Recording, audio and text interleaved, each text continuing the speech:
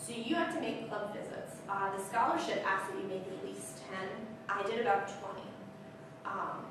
And it's not hard to set these things up. They will kind of cart you out at all the district events with your business cards, and you will get more offers than you can manage to talk to. So I talked all over Norfolk and actually ventured into Suffolk, which for people in Norfolk is blasphemy. So I visited all of these clubs. Many of them I went with Barry. If he was unavailable, I either went by myself or someone came and picked me up. And there's more of them. And part of what you do is you exchange flags. If you've ever been to a Rotary meeting, each club has their own flag. And I went with my sponsor club's flags. So I have them all in my bag, but we don't need to yank them all out now. So you exchange them and you take pictures, and then you give a presentation, anywhere from 15 to 30 minutes, depending what the club wants, about you, about where you're from, about what you're studying. It's the easiest audience you will ever talk to because they just want to know about you and why you're here and why what you're doing is important. So it's not like giving a presentation in class. It's kind of more like what I'm doing with you. You're just talking about yourself and sharing your life with them. So other things that you would do is you would also attend district events. So I went to the district council meeting. There was a GSE team, a group study exchange team from the Philippines in my district while I was there. In the far corner are all of the other scholars in my district. So the Center 3 people were all from the Naval Academy. I forget where Judy was on the end. So we were all in the same district. The 4 of them were down at Cambridge, and I was at the University of East Anglia. Another expectation is that while you're abroad, you're going to get involved in service. The easiest way to do this is to find your local Rotaract club. And my Rotaract club was actually not a club yet. It was kind of an interest group, and they were in the process of chartering while I was there. So we did a whole bunch of different events, and they were really interesting. They weren't affiliated with the university. They were totally a professional group who just found each other and created a group. And the local clubs loved us. They let us know about all of their charity events. So we were able to do a charity book stall and it's called backpacking at ASDA. ASDA is the Walmart brand there. So unlike here where you kind of expect your cashier to pack your bags for you, in England you pack your bags yourself. So it's a novelty if someone else does it. So we would pack their bags of groceries and then jingle our change buckets. We did a superhero pub crawl for children in need, which is kind of like the Children's Miracle Network, and we dressed up as superheroes and trucked around town asking people for change. We did a lot of social events. We would alternate a business meeting with the social events. We went bowling. This was a Christmas party with one of the local clubs, out to dinner, things like that. And that's a great way to meet local people because it's either international students or young professionals in the area who tend to be involved in Rotary. I had the opportunity to do a little bit of travel. As it turns out, graduate school is quite good work, so it wasn't as much travel as I wanted. But I made it to Morocco, into Sweden, up to Scotland, and to Italy, and then I had my family come over, and we went to the Christmas meal at my host club, as well as my best friend from college came over, and I dragged her around town too. Now your scholarship does not fund this. This is out of your own pocket. And before I left, my Rotaract club claimed they were having a business meeting at a friend's house and threw me a surprise going away party. I'm either very naive or at that point was just very stressed out with writing a dissertation and mailing my life back to the States. So I showed up to the business meeting and it was not a business meeting. They had gone all things UK, which explains the hats and the decorations. Did all traditional foods, both cooked and junk food. And they made me a scrapbook photo album of my year with them to send me off. It's a fantastic year. It goes really fast. I had not studied abroad prior to this, so it was one of the most challenging years I faced because I never lived anywhere other than here. It's a lot of work getting to it, and it's a lot of work while you do it. And you come home, you sleep for about 3 weeks when it's over. But it's absolutely fantastic, and you get deeper into the Rotary circle, and this is a circle that will take care of you and that will welcome you wherever you are in the world. So I highly recommend it. If you have any questions or anything at all, I invite you to contact me. I've mentored a couple other people through the process.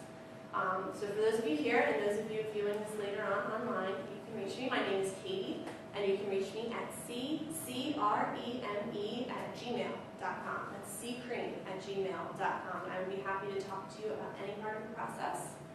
And I think that's all I have. So things to remember are go to Rotary.org and look at their scholarship stuff. And if you're interested in this, talk to your local district first to find out their timeline. And that's it. I continue with those questions.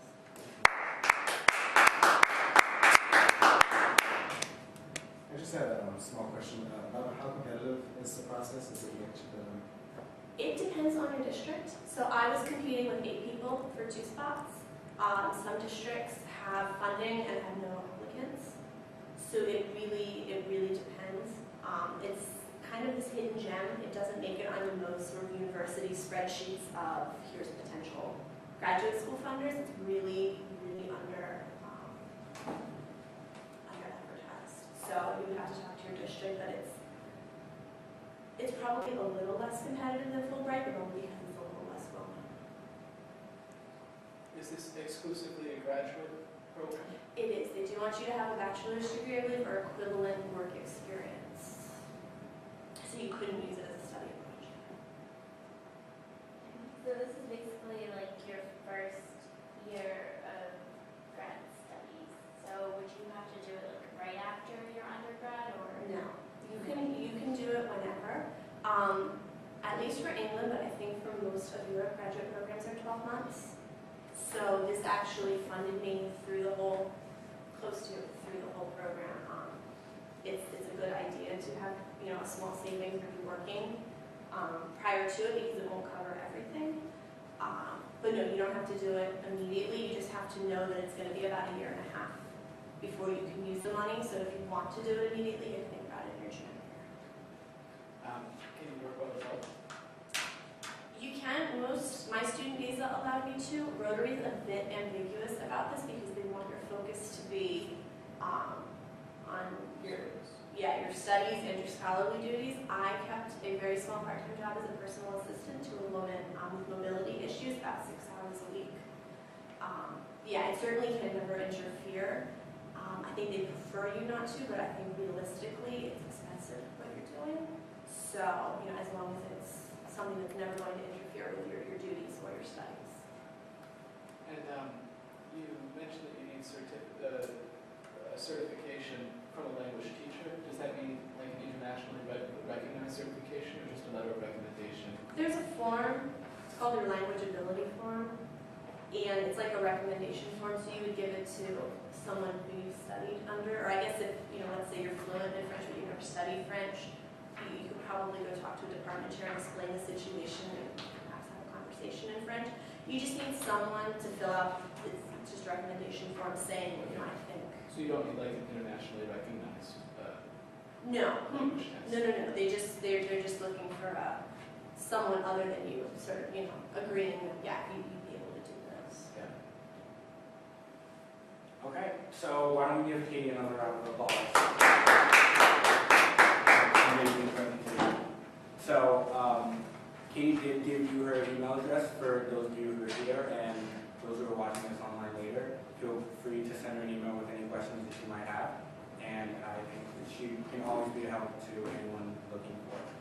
So, our next presentation is by Anna Rauer. She will be talking about the Strong Foundation, I think her role is there, and exactly what the foundation does. So please give a hand for Anna. Thanks so much.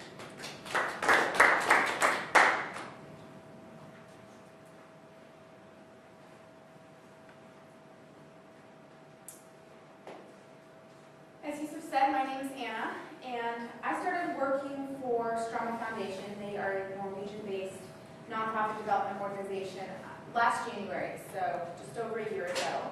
And this was actually my first job out of college. So after I sort of give an explanation of the organization and the work that they do, I can kind of talk about the process of how I found them and how I decided that I wanted to work in the nonprofit world and that sort of thing.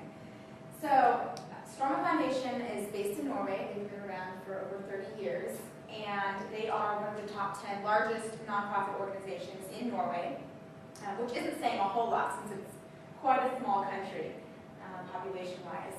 but they work to eradicate poverty around the world through education and microfinance programs. So they're in 12 different countries, but all of their programs have a focus on either education or microfinance. A lot of them have a combination of both.